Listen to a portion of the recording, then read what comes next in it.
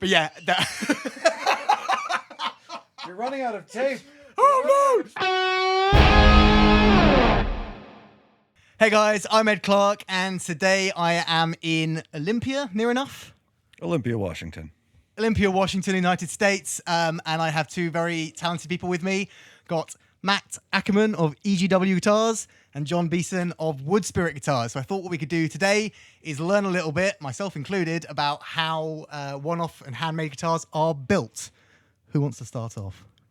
I think we should let John start. Let John start. The resident expert. Can you give us a little bit of background? How did you come to making guitars? I have only been making guitars for about 5 years, just over 5 years now. But I started woodworking at about 5 years old, so I won't admit how many years that means I've been in a wood shop, but it's a lot. So I've always wanted to do a musical instrument, and then my wife, her cousin is a accomplished guitar player, and I was like, there's my reason to build the instrument. And so when COVID hit, I social distanced myself into the garage with a set of prints for a 335 dot, and I taught myself how to build guitars. And there was a very large response to the first couple of guitars I did, and it just blew up from there, and I just keep going. So that was number one. What number are you on now? I believe I am at 34 or 35. And every single one is unique, so it's pretty cool. Each one you see is something entirely different vibe. Okay, Matt, same Yes. question. Can you tell I've never done podcasting before? Mine has a much more indirect route to get there. So I've been a guitar player since I was about 14 years old. And at some point along the line, I started doing my own maintenance, pickup swaps and whatnot. And that was a skill I carried with me and didn't really realize that it was as unique as it was. I always thought guitar players just worked on their own stuff. And fast forward to COVID, many, many years further, a buddy and I, who I wish was here right now, but he's not, but my buddy Brian and I started our own podcast, which didn't really take off. But we took that idea of our podcast and went to the Seattle Guitar Show, I think in 2022, and we met John and asked John to be on our podcast. And that started more than one episode with John. It ended up starting a pretty good friendship. John took me under his wing and encouraged me to sort of get experimental with what goes on in the wood shop. And around the same time, I was considering quitting my day job because I was getting tired of working at my kitchen table, typing at a computer. So I eventually started a repair business and made my living that way. And then after enough of that, I was like, well, maybe I should actually trust what John's telling me, and I'll experiment with building. And so, you figure if I can do all the work on a guitar, why can't I put one together? So when was your first build? First build was... When was the second guitar show? The one in 2020, early 2023, I guess. It was the fall show. It was late 2022. Late 2022 would have been the first build, and it's that giant behemoth right there, made of Paduke, and What did we learn at lunch about Paduke? We learned a few things about. It's like working with iron. So that was it's just been jumping into the fire and having fun and building the guitars that I would want to play. And it's really good to have a good team like John and Bill Leach, who isn't here right now, but Bill is a really, John hates it when I use the word mentor, but Bill's about as close as you get to that. But he's a great resource and a great friend, and has an amazing set of skills. We all kind of have a different set of skills. I wouldn't say that we have like a formal cooperative or anything, but we always are calling each other, hey, you're better at this than I am. What would you do here? Hey, you're better at this than I am. What would you do here? And we're always just kind of doing it. The small builders around here, the custom guys, we don't see each other as competition. We're family. There's quite an amazing, family that I've since coming here. I've seen that. Obviously, I met Bill at the guitar show yesterday, who is unfortunately not here. But there just seems to be like a camaraderie in this area. There's a whole bunch of small builders, all of which are constantly taking guitars to each other going, what do you think of this? What do you think of this? Yeah, it's true. I got kind of a skewed opinion of the guitar building community early on by meeting John and Bill, because I initially had this, wow, they're all just so giving. You can meet some real jerks out there. Unfortunately, there are jerks in every industry. But there's in every industry, yeah, but you just don't surround yourself with people like them. You surround yourself with people that want to give more than they take, and what you end up with, like, John builds a completely instrument than I build, and Bill, like, we all are technically each other's competition, but we're not competition because they're different instruments. We're building to a different niche, a different audience. See, you came here for nerdy guitar stuff. You ended up with quite profound philosophical statements. If a guitar falls in the woods, does it make a noise? If a guitar falls over in the woods, does the owner still cry? It plays a solo that you've been trying to play the entire time. Okay, so what's actually really interesting about having these particular two builders here is that, as you just heard, they came in it from very different places. So you came from a background of woodworking that you then custom furniture, and yes, that you then put into guitars. Matt, you came from being a player that tweaking with a setups player. and stuff. I'm like a known MacGyver. I just want to work with my hands and make shit, and this lends itself really well to that. Okay, so I suspect every question I ask you guys, I'm going to get a slightly different response from each of you. Probably. So, as I don't know how many of them are in shot right now, but we have a few guitars with us right now. We have my latest acquisition, thanks to John, which is my WoodSpirit. We're calling it an EC1. this is now the WoodSpirit EC1 model. So this is the Ed Clarke one. This is called Safi. This is my new baby. We've just been noodling around. We had a right good jam session, didn't we? Yeah, this thing is. I don't know if Ed's going back to England with it. I am. I am. And a few of yours are coming with me. So we've got this, which is obviously, I'm not sure how obvious. I'll do a close-up. Make sure there's a close-up on screen right now. It's a semi-hollow, so center block wings are hollow. You are chambered both sides, so both sides of this are fully hollow. The center portion, it's like a typical semi-hollow. You're about 4 inches wide all the way through the back. This, if you go sideways, this is a carved top, so it's a slightly arched top. However, the setup with the neck and the action on this is essentially a flat top. This section through here is completely flat. Everything tapers away to the edge, which on this, it's a quilted maple. And then I left the exposed edge, so it's a natural binding. It's just a plain maple. The back of this, the majority, the bulk of the body is mahogany, African mahogany, and then that's sealed up. The neck is a laminated, which I am pretty much all my guitars are a laminated neck, which I do for a lot of reasons, which we'll get into later. So what is the two strips down it? What are they? This is obviously a flamed maple. Lovely bit of flame maple. Standard hard maple in the center, and then the two accent pieces are black walnut. It looks beautiful. I know it's for practical reasons of how it behaves, but it looks amazing. You can make it very pretty, and it definitely highlights things. But being able to laminate a piece and toenail the grain correctly, work the grain into a proper configuration, you can gain a lot of stability out of the wood. So if you have a single piece, if it wants to go one direction, it's going to go that direction. Wood's a living thing. If you have multiple pieces and laminate them together correctly, if one decides to go one way, the others are going to fight it, and they're going to keep it in line with the rest. So, and one of the three is not used to using a microphone. I may have to afterwards just gain up the volume on you to make sure you can hear. Cool. So obviously Safi, the EC1, is semi-hollow. John specializes in semi-hollow guitars. Yeah. Very different to Matt's, to Bill's, to every guitar. So let's start with one of yours. Which one do you want to start with? Let's do this close one. I All love right. this thing. Yeah, so what do you call this?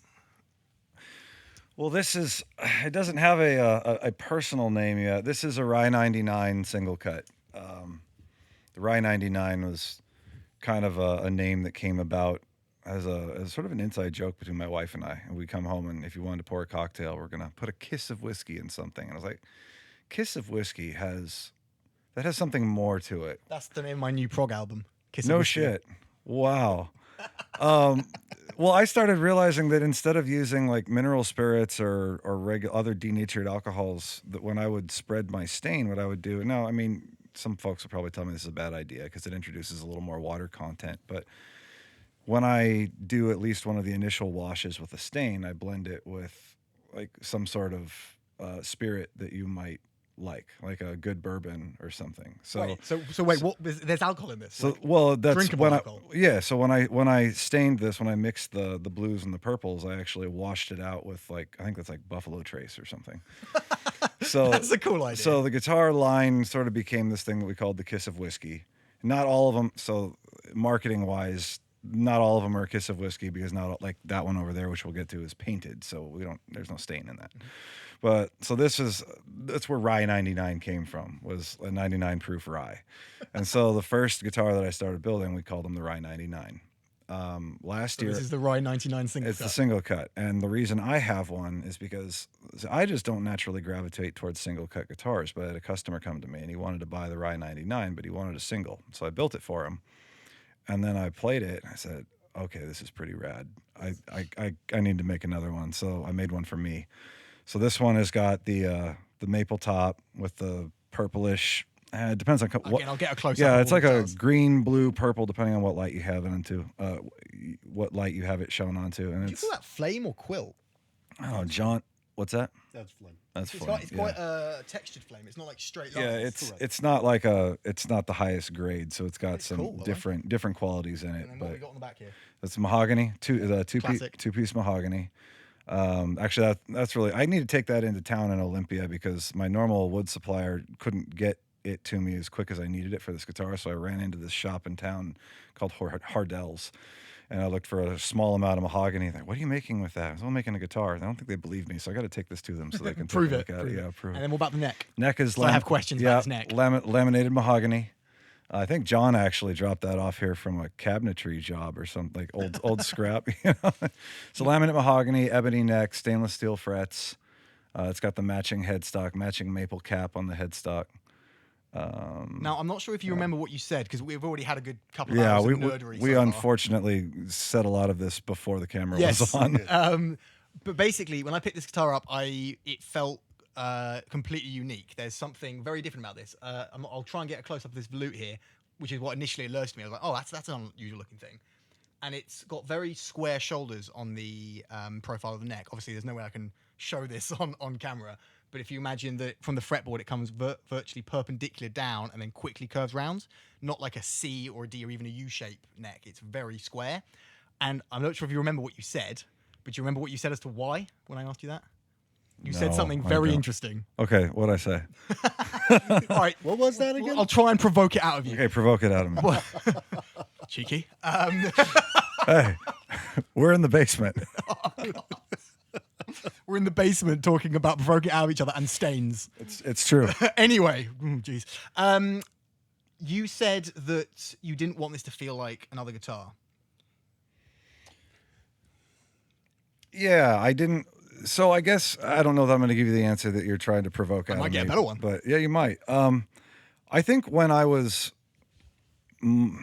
well, don't get me wrong. Every day you build a guitar, you're putting your heart out there, and it's terrifying because somebody might pick it up and say, "I hate that." But I think when you jump in, at least for me, when I jumped in to start doing this, there was this natural tendency to try to create something that other people were already familiar with. If they pick up a guitar and say, "Well, that doesn't feel like a Fender," or "That doesn't feel like a Paul Reed Smith," or "That doesn't," whatever. These are And please then it's wrong. if it's not one of don't those things. misunderstand me. I mean, I'm a big fan of both those brands, so this isn't knocking anything. It's just you're trying to create your own signature. And I stumbled upon that shape really honestly. I'll admit that it was the result of playing it safe with learning how to do it. It was the first time that I started using my method for shaping the back of a neck, which I was just really, really too concerned about getting the belt sand. This is my method. Some people carve, some people, whatever, but I do it with a belt sander, and I was too worried about coming too close to the edge and taking off too much material. So I was playing it really, really safe. And as I was sanding and then coming off and feeling the neck and going back and back, and like, I wasn't done with what I thought the end product was supposed to be, but I discovered that I liked the way it was. And then I was like, no, I'm going to keep that. I like the way that feels. It wasn't until I went down to NAMM in this last year where I got it in the hands of a couple people that really reacted to it the way you did. And they said, I should just tell you, I'm looking at Nuno Betancourt's signature on the back of this, which is legitimately from Nuno. They all called me out on the shape of the neck, but none of them reacted with any sort of criticism. It was just like, this is very unique. And I realized that, like, well, there's no wrong answers. Like, you build the neck that's comfortable. And I mean, like, play a Strandberg.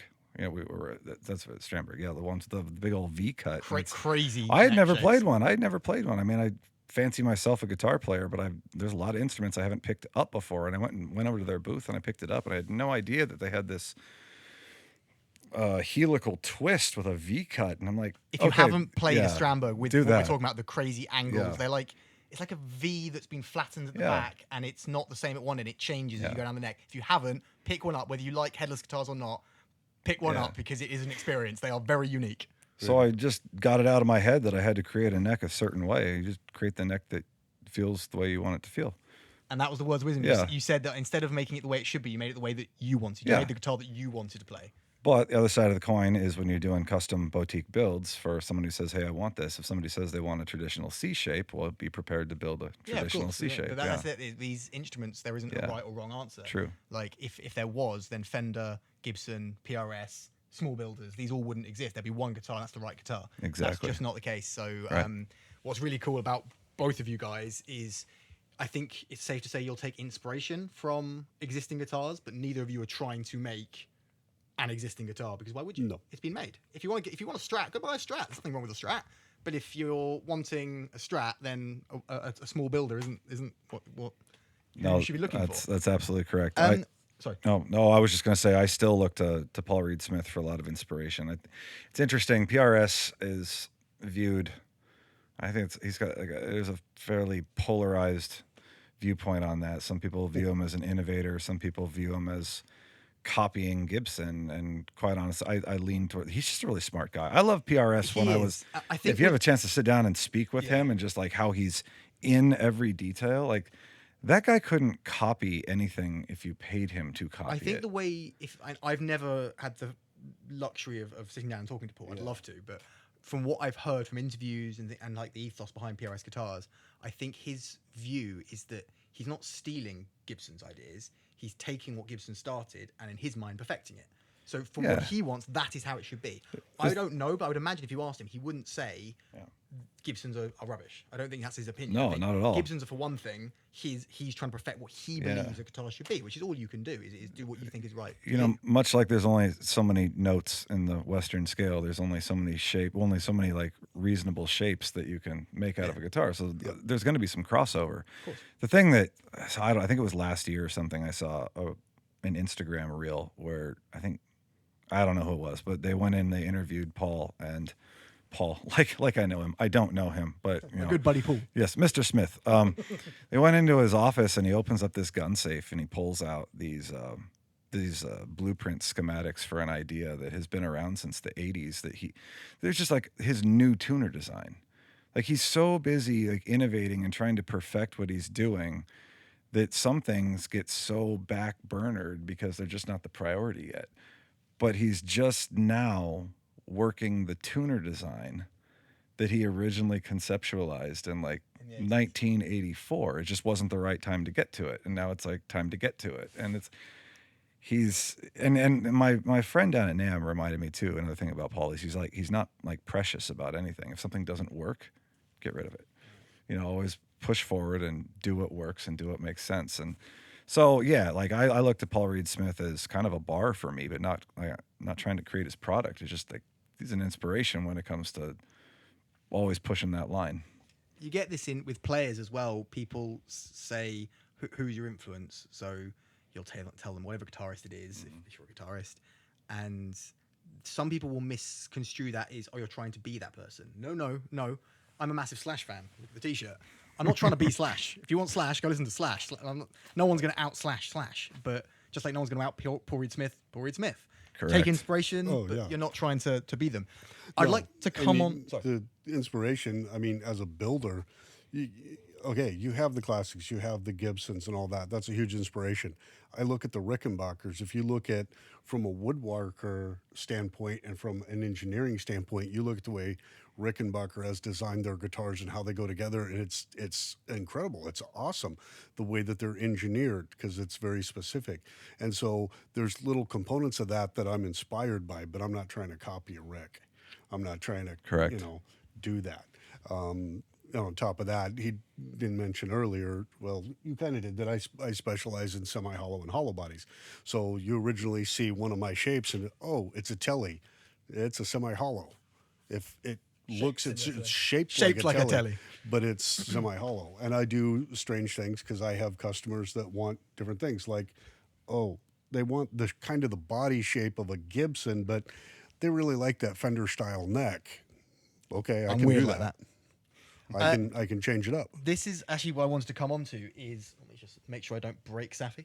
What I want to come on to is each of yours approach to when you're starting a guitar, because I should imagine, and this is where I'm going to learn as much as any viewer is, you've got different ways. So John, start off with, obviously you're making a semi-hollow. Can you give me like the quick version of the steps you take to start a new guitar? Like when I approached you with Safi. A lot of it is customer driven. You start off with the shape and the neck style. Then you have to consider when you're dealing with doing a Gibson style shape and you're running more of a Fender style neck at a Fender scale of 25 and a half.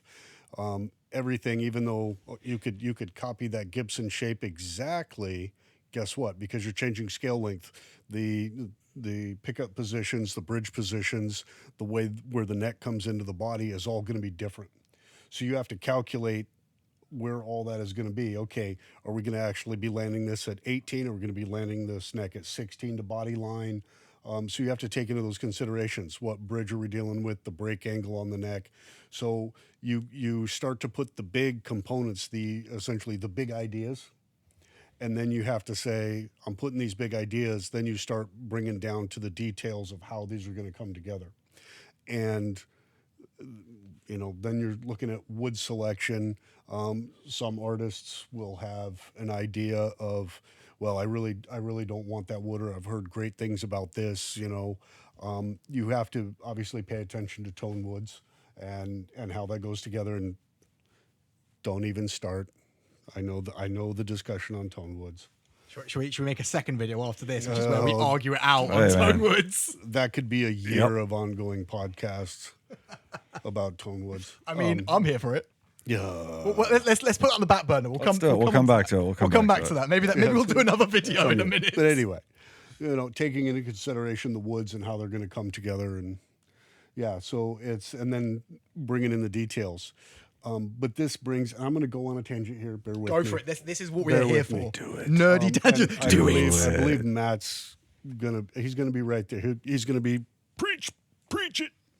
Let's do it. Are we about to get? I have no idea what he's going to say. If any of you are looking to get a custom guitar, Is this a sales pitch right here? this is not a sales pitch, because it doesn't matter whether it's me, him, Bill, somebody in the UK, somebody anywhere.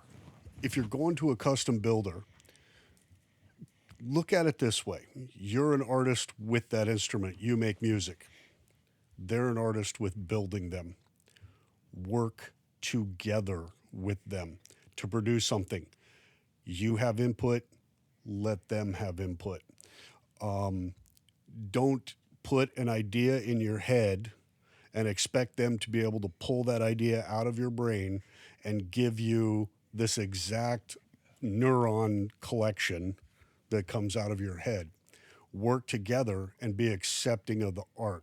If you give them some creative leeway within your idea and your spec, now don't get me wrong, I met the spec that this guy wanted, but he left me room to, I think we should try a little this, change the shape a little this way, and we worked together. It was a collaboration. It was important to know where my expertise was lacking and your expertise was stronger. So when I had ideas and you'd go, yes, this thing we need to talk about because that's probably not going to work the way you think it is. And that's when, as a player, I've then got to go, okay, well, I don't know what it's like building guitars. So I need to respect that you had knowledge that I didn't. And you were great to work with. So be good to work with the builder. Don't expect. We honestly can't mind meld and read your thoughts and make exactly. Let our creativity and your creativity come together, please. I think now's actually a good moment because I've not actually. You're right. No, go ahead. What? I was gonna say I've not actually given sort of credentials to either of you guys. So maybe I'll give some credentials and then you say your version of the same thing, and then I'm gonna give you credentials. So John has obviously built a guitar for me. This is Safi, but you may also know his work from people such as Kingfish. Kingfish, as in Chris Stone, Kingfish Ingram, plays WoodSpirit guitar. Matt Long, the late Matt Long, played Athena, which was a very beautiful and very similar to Kingfish's. There's a similar one. Yes. WoodSpirit Guitars, as do When Rivers Meet. Grace and Aaron Bond both have instruments. Both have instruments. So, yeah, if you haven't heard any of those people, go check them out, by the way. But some awesome players that are playing. Matthias Latine. Matthias, yes. Sorry. 2023 International Blues Challenge winner. He has a telly of mine. There are some, wait, not telly. A guitar that looks like a telly. Yeah, telly shape. He has a telly shape of mine. It definitely wasn't like a normal telly, was it? Matt got to play that one. Going back to this whole like community over competition thing, like that was one of these guitars. Matthias's guitar is, I think that was the moment that I realized that I'm always going to look to John as doing things way better than I'm doing. I need to give you guys a minute. No, but like he calls me up and he says, "I'm out of time. I need some help. Can you wire this up for me?" And I'm like, "Oh shit." John wants me to wire Matthias's guitar, dude. I spent so much time on that, and it was just such an honor that you would trust me with that. So thank you for that. And I think that should be sort of telling of if you have relationships that are collaborative relationships or cooperative relationships, that's what you should be looking for in the communities that you're fostering when you're working with, whether you're building your own company or building your own guitars or I don't know, whatever you're doing. Like it's good to have people like that on your team. So I had no idea this was going to end up so wholesome. Well, like you can be an asshole too. I mean, okay. but, and you're in it. One before I move on to how Matt designs his guitars, I just want to ask one thing. Obviously, your thing is semi-hollows and full hollows. Correct. Talk to me about what you think that does to the instrument. Like, what is your reason behind that? To be honest, I truly believe it comes down to one simple reason that I started with semi-hollows and hollow bodies. It's because a lot of the musicians and the music that I really enjoy listening to is played on semi-hollow and hollow body guitars. And so that's what I started with. And then it also became kind of a business reason, to be brutally honest, because I started going to guitar shows and I looked around and you see a lot of custom builders. Not many are doing semi-hollow or hollow body guitars, which has brought me a lot of customers because they are looking for something unique, but similar to, say, a 335 or a 235. So that was your unique little thing. That was your unique selling point. Exactly. And there are not nearly the number of guys doing semi-hollow guitars. I agree. At the guitar show yesterday, there was you and one other, Bard's Guitars was the only yeah, other. Bard has, he does both. But yeah, there's not nearly as many that do semi-hollow and hollow bodies. Cool. Before I get on to the next part of the video, I just wanted to remind you guys that when I reach 1,000 subscribers, I'm going to be giving away this signed fuzz pedal that was used on the recording of the last Brave Rival album. So if you like gear, lessons, and other guitar-related videos, make sure you subscribe to be in with a chance of winning. All right. Same question. Give me the Talk question to me again. about your design process. How do you go about, you're going to start a new guitar, whether it's for a customer or whether it is just a guitar you're making to take to a show or whatever. Talk to me. How do you start? So my guitar design process is, I would say, a bit different. I thought it might be. Well, and for the main reason is because John and I are sort of creating a different, I don't know what you call it. It is a different business model. I am trying to push forward an EGW, like I want a shape that will be known, in 50 years, someone will say like, oh, that's a Strat. Oh, that's an EGW. That's a Rye 99. Oh, you want it to be So aesthetic yeah, difference. yeah. Right. So like, well, people will come up to me and say, "Hey, I would like you to build me a Les Paul." And I said, "I really appreciate that conversation, but I'm not. no. But I'm not my I'm just not the guy for you. And I'll help you find somebody, but that's not something I'm interested in doing. So you want to make something unique. I am constantly evolving the library of guitars that I'm building, right? So we've got there's the Rye 99, there's the Aries, there's the Ziv 6, there's the Rye 99. Should I say now? Should we No. talk about it? So credentials for Matt. I'm going to focus on one. There's like two. No, John's got this list.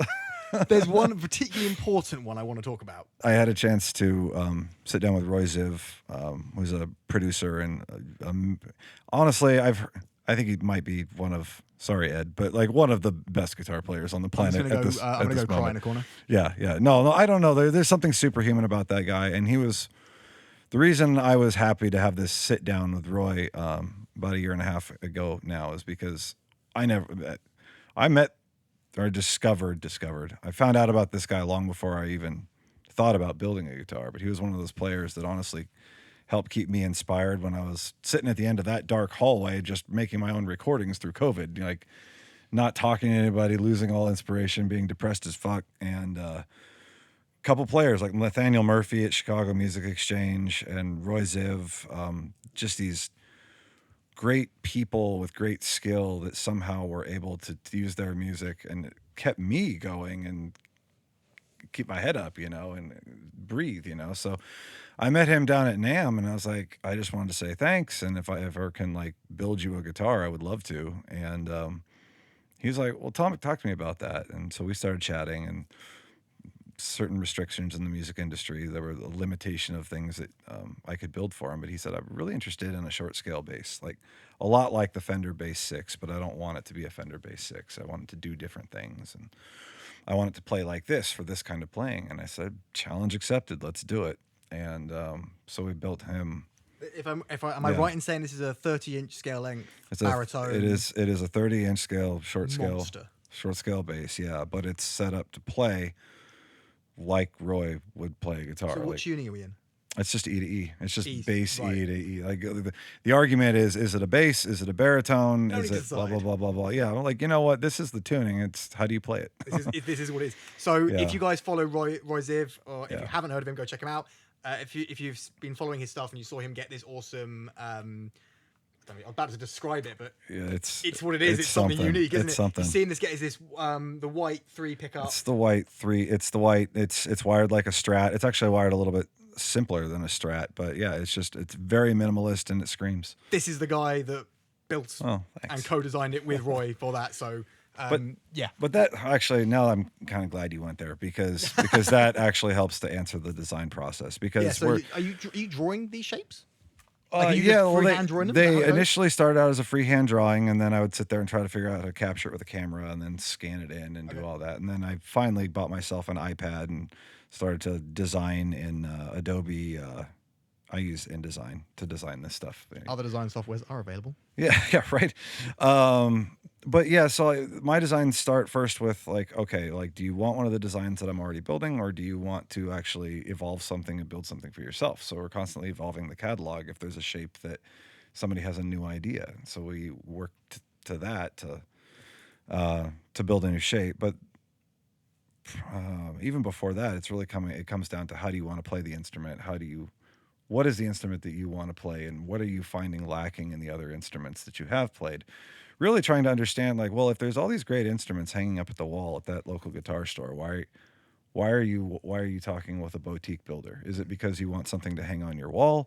If the guitar exists, why are you talking to a Is it boutique because guy? you want something different? Is it because you want to support a local builder? Is it because there's a design failing in your point of view that you want to achieve something different? So that's really the problem that I'm out to solve in my designs, is bridging that gap that somebody is identifying in the product that they want and making it better in big quotes, because it's all subjective. But to them, what are we fixing to give them the guitar that they are not finding elsewhere on the market?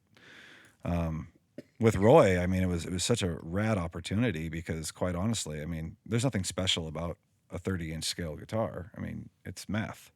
You just that's the way it works. It's physics and it's math. But there aren't a lot of people doing that. And if you say, "Hey, I'm interested in this," like, well, yeah, I'm going to jump on that. It's a great challenge for me too. And part of the biggest conversation with that was we got there, but the aesthetic wasn't quite there yet. And we spent. So what I'll do is I'll send him a graphic, and then if they're familiar with graphic design software or whatever, they can send me back something fancy also, or I print this off, use a crayon, draw lines, take a picture, send it back to me. I'll clean it up. We probably went back and forth for probably 3 or 4 weeks, just getting a couple lines right, just to get that. We did something similar, right. didn't we, with the lower horn on the EC1? We spent a bit of time getting the exact geometry. A couple of different versions. It is often the details that you end up getting not stuck on, but that's the bit that takes the time. Yeah. It's easy to go, in this case, I want it to look like a double cut Les Paul Junior. That's easy. To get the nitty gritty details, that's what takes the time. On the Ziv 6, it was interesting because a lot of it was the slope and the connection between the two horns, creating this like organic path through the neck. And then there was the taper of the horns. And then, almost like fourth dimensionally, the paint line and where that follows the taper. So there was the shape, there's the 3-dimensional element, and there's the finish element. There's a lot to it. All just to make that one little Okay, thing, so yeah. whether it's with an artist or on your own, you've got your shape. Yeah. Where'd you go from there? What do you mean, like So after delivery? Or No. So you've designed it, or is this whole process on the physical thing? Oh no, it can be a little bit of both. Yeah. So if we're evolving something from nothing, then it's then we have a really good like 2D rendering, digitally, and then I'll either go to I've got a good friend in town named Brad who he helped me out from actually Brad was a guest on the original podcast because he plays in this cool ska band, and I didn't know that he did this CNC work until he said, "Hey, we were going to thank you for being on the podcast, and we were going to make you a big old thank you thing, but I thought it might be more worth your time if I helped you make a template." I'm like, "Oh, rad." So I shipped that off to Brad, and Brad cranks me out a CNC template that I then use to make sure that we get that design consistent, and I do hand cutting for everything else. If it is something that's less intensive because you're like, "Oh, I just want a Rye 99, but I want this kind of contouring and this kind of staining," then I really just have a really good long Zoom call with them, or have come over. We'll sit down in the shop and really I give them a bunch of physical product, and we decide on what's going to be different about theirs than this. And I don't do a whole lot of mock-ups, but I do when I'm building. I do something that no one else that I'm aware of does in the industry, and that's I kind of diary their guitar for them. So when I build a guitar, I'm constantly taking pictures and video. And at the end, when I deliver their guitar with them, I also give them a certificate of authenticity with a QR code that goes to a private web page that has all their specs on their instrument and all like the production photos and videos. That's cool. So they have like this digital copy of their guitar, even when they don't have their guitar. And so I'll take those and I'll send them to them in advance. Like, are we on the right track? Is way fancier than I am. No. You also provided essentially a diary. He does. I did, but I don't have I'm old. I don't have like the QR code. I tried to like help him with his Instagram. Your Instagram is great. QR code. You're really stuck on the social QR media. I have been drug kicking and screaming into the 21st century. It's all right. Your guitars are badass.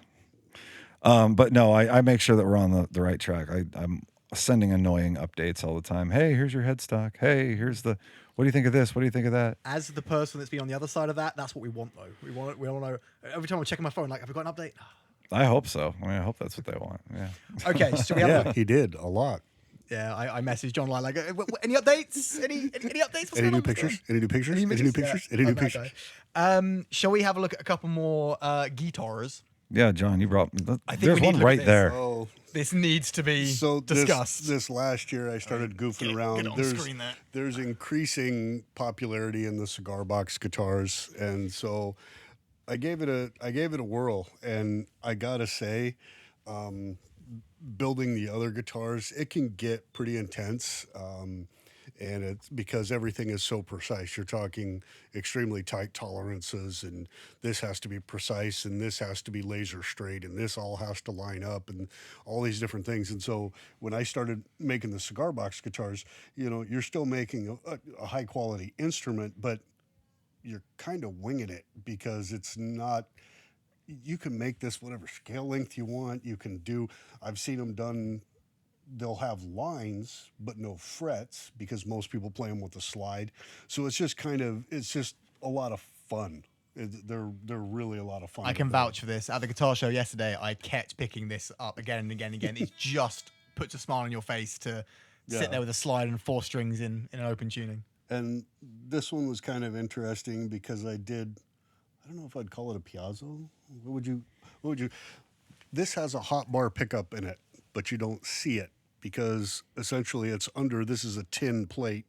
It's underneath the tin. I waxed it and essentially turned this into a pickup cover, and I pulled it right up against it so it's floating under the surface here. So it does have a pickup in it, but you can't see it. The flip side, or not the flip side, the side effect of this is because this is obviously a big open box with a big metal plate with a magnet on it, the whole thing is lively. This isn't something that you crank to 10 and put the gain up maximum. It'll just scream. The whole thing you can tap anywhere and the whole thing's alive, which does just make it feel more lively, which is the cool vibe. It'll run away with you if you overamp it. You could put a little canteen in there with a pop-out straw. So when what? Oh yeah, fill it with Jack. Fill it with Jack. When you fill it with Jack, it was that's actually a point. What was step 1 for making this guitar? Oh, step 1 in this is a tin that normally contains a large bottle of Jack Daniels, and so of course the first step is you have to empty the tin. Yeah, absolutely. Apparently, Truth. I'm accomplished at that. Slightly more than a kiss of whiskey. Yes. Okay. Should we talk about the white one as well? Oh, sure, why not? Or shall we talk to me about it? Well, yeah. Teach me. Well, actually, it's funny because this guitar was an experiment, and so you're going to ask me what kind of wood the neck is, and I don't even know. So, John, what does that look like to you? That's a spalted maple. Spalted maple. Spalted Okay. maple. This was a chunk of wood that I had in my shop that was just extra. That was, I think Bill, he's like, here. Bill has moved shops like 3 times since I met him. And each time he's overly generous and I end up with more supplies and stuff. And this was this big chunk of wood. And I was experimenting with a new neck design. I said, well, let's use that. It looks relatively stable. I'll just give it a shot. And I hadn't done an angled headstock yet. And so I fully expected that I would botch the neck and that it would go in the burn pile and it would just be part of the process. But the neck came out great. And then I was like, well, I got to put a body to wrap around that thing. So I don't think I've ever heard someone describe a guitar build process like this. I just had to put a body on it. Yeah, no, this was an accident. And the paint job was too. I was going to just do a bright white paint. There was some imperfection. I was back sanding through the paint just to get it prepped for another layer of paint. I don't really do relics. I mean, someone wants me to do a relic, I'll do a relic, but go see Joe Riggio for a relic because that's what he does. But I was just back sanding through it and it started to burn through the paint and had these crazy fiery burn, yeah. Yeah, and I was like, okay, I can always make another white guitar. I'm just leaving this. It's got a vibe. So then I did a little extra because really it was just that spot on the front that had that effect. And I was like, well, if I'm going to right here. Oh, there. Yeah. And so I was like, well, if I'm going to do that, I'm going to wear through it in a couple more spots and then I'm going to shoot it with clear coat and call it good. Got a kill switch on there. Yeah. And and I play in an Alanis Morissette tribute band. And so I threw the kill switch on that thing and it looks so ugly and pretty at the same time. So I call it the Jagged Little Kill. And that's like my number 1. But yeah, ebony so this fretboard. Is your personal That's my personal guitar. Yeah. Though I didn't actually expect that it would be a guitar, and now it's my favorite. Cool. But yeah, it's one super light. It's swamp ash body. It's got the Lawler Imperial, right? Lawler Imperial. You said some kind of bare knuckle. Lawler Imperial and the bare knuckle Emerald. Oh, an Emerald. Yeah. Volume, kill switch, and toggle, and 24 stainless steel fret. Nice, man. Having just finished that podcast, I realized that what I absolutely should have said is if you're interested in checking out these guys making boutique guitars, whichever type takes your fancy, WoodSpirit Guitars, EGW Guitars, there'll be links down in the description below. I love both of their work, so it's Ed the Shred recommended. I'm never doing that again. That was weird. That wasn't good. But yeah, You're running out of tape. Oh no! Tape. So if you're interested in any of these guys, there's links below. Check them out. They make great guitars. Okay, guys, I hope you enjoyed this video. Never done this kind of sort of podcast style video before, but if you like this, let me know in the comments below, and maybe I can do some more like this. But in any case, if you liked it, please hit the like button. Make sure you're subscribed, the bell icon ticks to be notified of new videos. Have yourself a great day. Thank you so much to John and to Matt. And yeah, see you next time. All right, later. Cheers.